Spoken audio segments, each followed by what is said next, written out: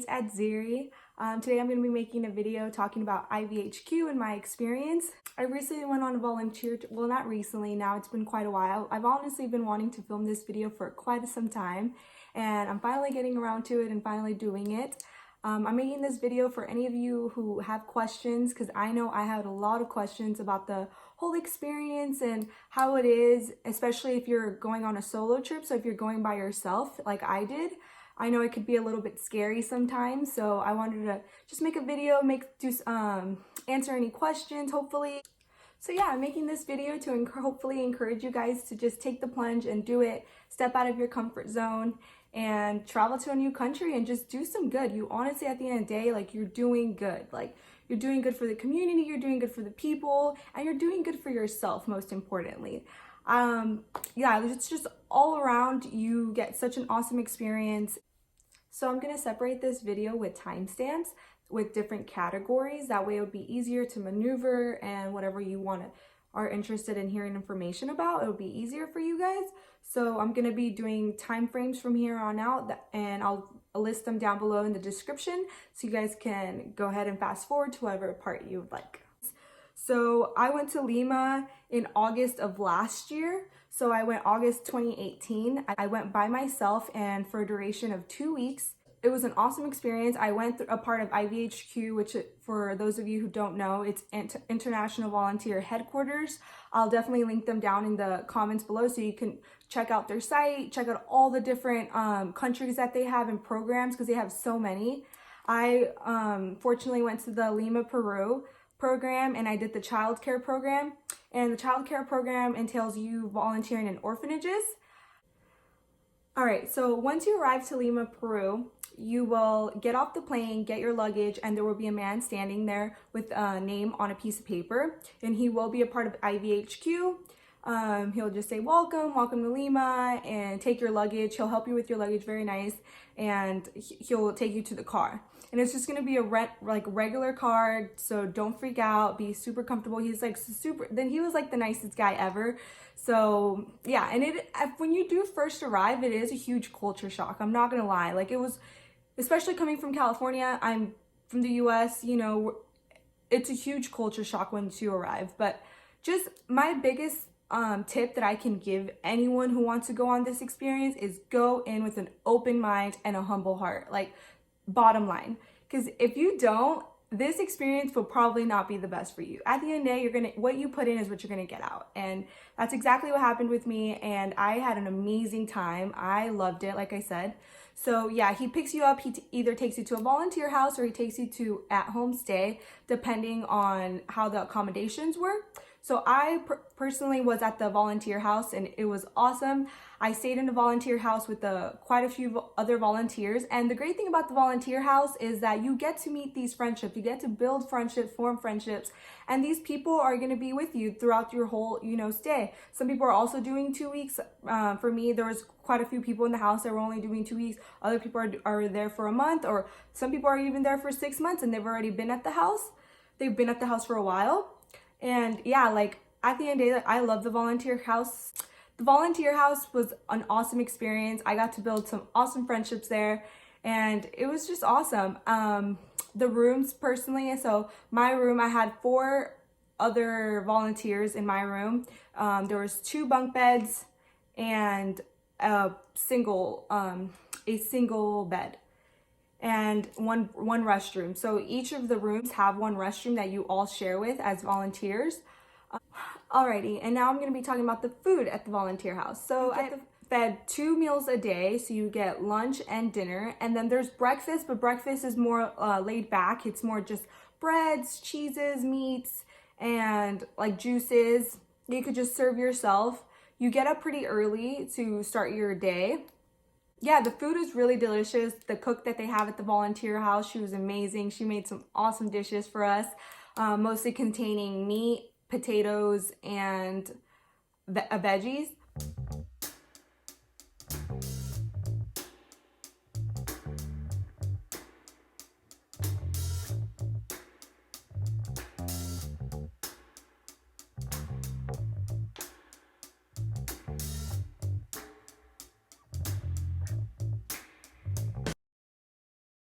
if you are vegetarian, you definitely just have to notify them through the IVHQ portal. You sign up as a vegetarian, and they do have vegetarian dishes, but they only make enough for vegetarians. So if you're not vegetarian, you make sure you eat what's not vegetarian, because I know that there were some people at the house that would try to eat the vegetarian food, but then there would not be enough food for the actual vegetarians.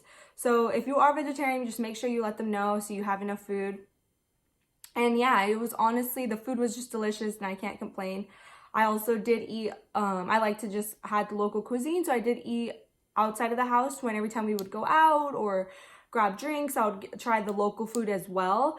But at the end of the day, like, nothing compares to the home cooked meal that you're gonna get at the house. Like, that's just straight up, you know, Peruvian food, and it's just delicious. I loved it so much. It was amazing. All right, so moving on to your actual volunteering there. So to be honest, I don't remember exactly the times now, just because it has been a little while. But for the most part, what your schedule looks like, you volunteer Monday through Friday, and you volunteer from about, I want to say 7 a.m. to 1 p.m. Don't quote me on that. They'll give you a whole itinerary, like telling you the times, but it is like about 4 to 5 hours your shift, and it's Monday through Friday. And for me personally, I did the orphanage childcare program. So there's 4 different housings for the childcare programs, and I believe there's 2 that are special needs and then 2 that aren't special needs, and you are placed in whatever category they end up putting you. So I was placed in an orphanage that was non-special needs. And my first few days there, I was placed in a room with a bunch of babies, and I'll definitely insert some pictures as well so you can get an idea of what I mean.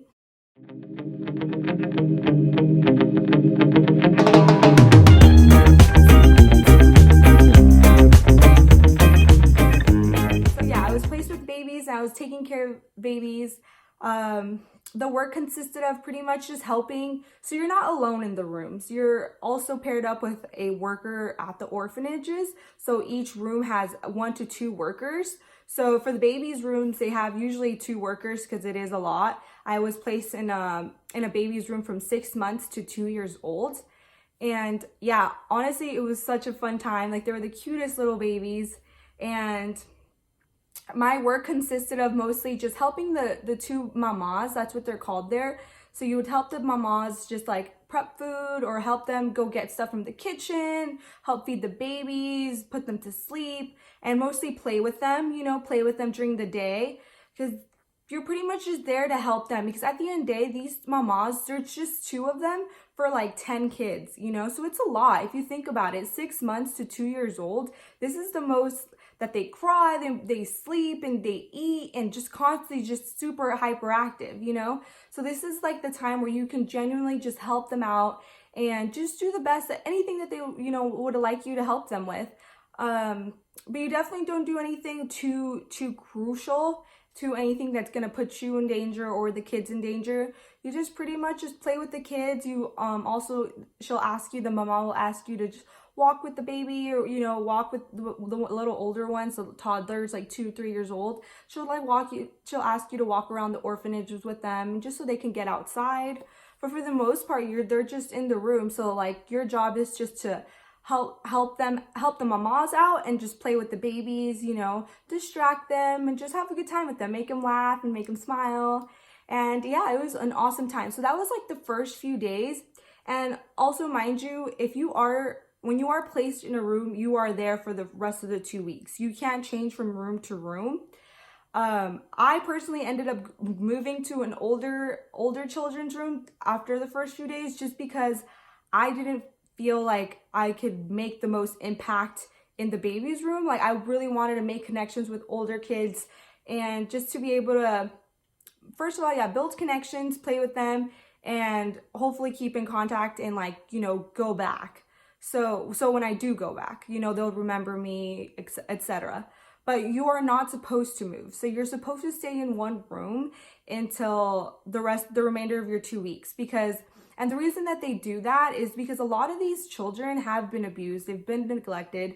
So a lot of these children don't want to be, you know, even like babies, like they get used to you, and then all of a sudden it's like you disappear because you are only there for 2 weeks, or you're only there for like a month, you know, and that's not enough time for them. It is enough time, it is enough time for them to like build a relationship with you, and then like be used to you coming every single day, and then all of a sudden you just disappear and it's gone. It's kind of, I feel like they do it because it's like, again, it's playing that negative experience again of, you know, being with their mom and then being stripped away, or being with someone close, you know, being with someone close and like being there for them, and then all of a sudden they get stripped away. And a lot of these kids, that's exactly what happened to them, you know. They were with their parents, and either whether it was drug related or whatever, just neglect or abuse, they were taken away. And so all of these kids are orphans, and that's why it's hard for you to just go from one room to one room, you know. But yeah, like I said, I just personally, I didn't even want to like wait. I told my counselor that I wanted to change to the bigger kids rooms, and so yeah, and that's what I ended up doing. I ended up being in a kids room from 5 to 10 years old. It was 6 beautiful girls. They were so amazing. Like, I just loved it. It was an amazing time. And I was able to play with them, braid their hair, and it was just way more interactive for me. So if you know, that's one tip I could definitely give. If you know you're not a babies person, if you know you're not gonna enjoy doing it, or you're not gonna have fun doing it, then don't. You let her know. You say, look, like, I understand you're gonna place me in a babies room, but I think I'll rather just be with like the bigger kids, you know, or etc. Or if you feel more comfortable with like the special needs program, like you tell them like, oh, you know, I think I'll do better in the special needs orphanage, and you can do that, you know. So it's at the end of the day, they want you happy, they want you to enjoy your experience there, they want you to come back. So you just voice your opinion and you let them know what's going to make you happy. All right, so moving on to the weekend. So like I said, you work Monday through Friday, and you work from 7 to noon or 7 to 1 p.m. And so you have the weekends, IVHQ weekends, but then you also from 7 after 1 p.m. or noon, afternoon or 1, you have the rest of the day to just enjoy, do whatever you want. You can either go back to the volunteer house, which is what most of us did. So we would work from 7 to noon, go back to the volunteer house with everyone, with all the volunteers and our counselors, would go back, would eat lunch, and then right after that would either go out and explore the city or go to the mall, or because there's like a mall about like 15 minutes from there. So you still, all that time is free time, up to you, how you want to spend it, and yeah, just up to you. And then Friday through Sunday, so after work Friday, you pretty much have the whole weekend. And this is where volunteers take advantage of that time and either go to Cusco to go see Machu Picchu, or just whatever they want to do, you know. So there was different activities that the volunteer house, the coordinator, she like has connections with a lot of the travel programs and volunteers and tourism and all that. So like they have a lot of deals that you'll be able to do, especially if you go in the group. Once you start forming those friendships, you'll have that like core group that you would go and do those activities with. So for me personally, my first weekend, we ended up going to Ica, Peru. That's where like they have all the sandboarding and boogie rides. And we also went to this, we also went on a boat ride, which was awesome. It was super fun. I definitely recommend it. Like I said, like at the end of the day, throughout your whole experience, you're building friendships, you're doing these things. But at the end of the 2 weeks, you feel like you've known these people for such a long time, and you've only known them for 2 weeks. So it's just awesome. So I went to, and I'll insert pictures, of course, for that first weekend, what I did.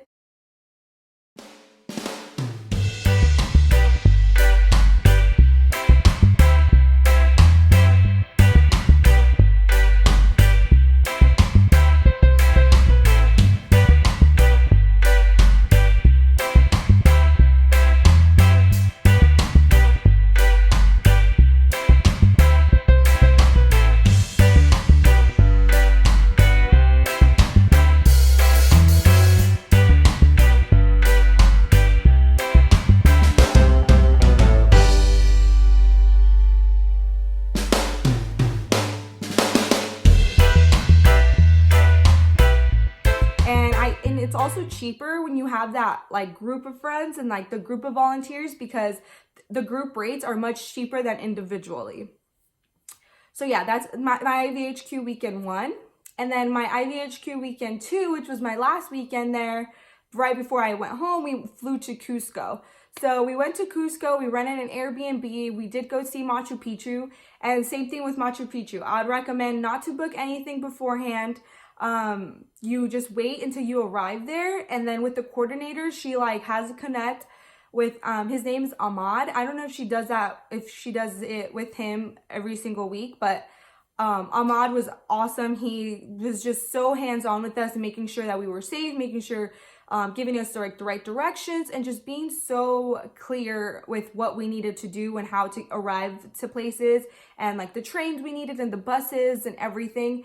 And same thing with that, like I booked it all through him, and that Cusco trip was amazing. And Machu Picchu, if you go to Lima, Peru, or even do the Cusco, Peru, go see Machu Picchu. Like, you have to, you're there, you might as well. And unfortunately, they say that they're going to be closing the walking grounds in the next few years, or I don't know what our tourist said, our tour guide. He said that they're going to be closing it because apparently that it's like sinking because of all the tourists that they have every year, that Machu Picchu is sinking. So they're going to be having like an overhead cart that goes over Machu Picchu, and that's how you're going to be able to see it.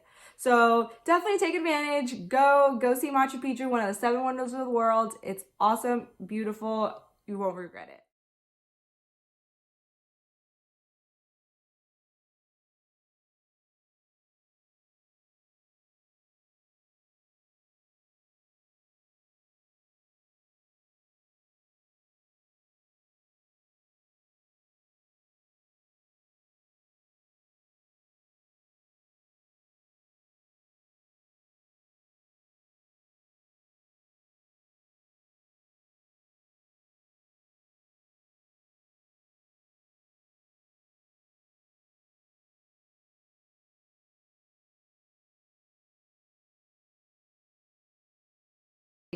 I know transportation is a huge safety concern to anybody who goes traveling, so it's definitely something to just know and be mindful of, and just, you know, have a little information of how it is there. So transportation, for the most part, you're going to be riding city buses, and I know that sounds a little, you know, scary, a little bit you know, just might make you a little nervous. But honestly, the public transportation there is awesome. It's totally fine.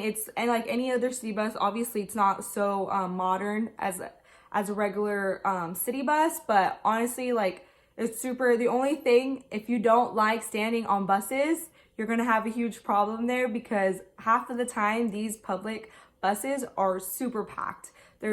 I think most people take public transportation just because it is cheaper and it's just better for the environment at the end of the day. But yeah, so you're going to be taking the public buses to the mall. You're going to take public buses to the work sites that you have to go to, whatever program you're doing. So the child care program, our bus ride was 30 minutes long to the orphanage site that we were at. And same thing if you're doing teaching. If you're doing teaching, it's an hour bus ride. So yeah, you're just going to be on public transportation majority of the time there.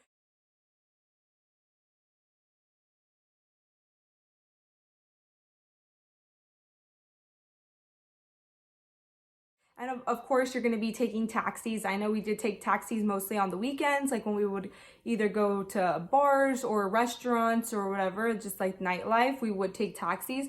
But for the most part, majority of the time that you're there, you are going to be taking public transportation.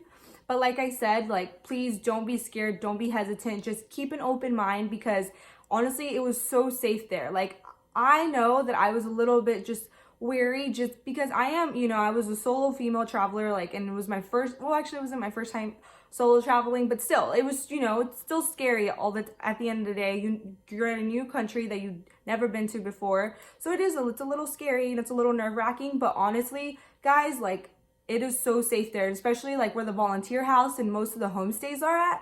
It's a very safe neighborhood, and it's not like super rural. Well, it is rural. You know what I mean? Compared to like what we're used to in the US and Canada.